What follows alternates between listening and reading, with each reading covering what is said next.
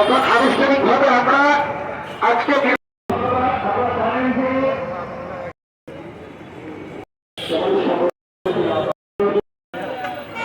সাংবাদিক বন্ধুগণ, আপনারা জানেন আজকে আমাদের কর্মসূচি ছিল ভার্সিটি ইলেকশন কমিশন যাদের প্রার্থিতা বৈধ হয়েছে আমরা তাদের প্রার্থিতা বাতিলের জন্য বলেছি এবং সেই সাথে সারা দেশে অবৈধ অর্থ উদ্ধার এবং আইন শৃঙ্খলা পরিস্থিতি নিয়ে আমরা উদ্বিগ্ন আমরা নির্বাচন কমিশনকে জানিয়েছি। তো সেই জায়গায় আমাদের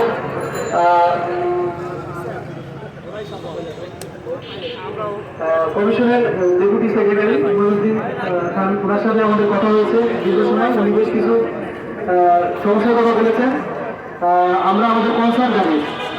আমরা মূলত এখানে গিয়েছিলাম আমরা পক্ষ থেকে দেশের সচেতন নাগরিক হিসেবে আমরা আমাদের কনসার্নগুলো জানাতে গিয়েছিলাম যাতে বৈধ নাগরিকরা এখানে বৈধতা পেয়েছেন।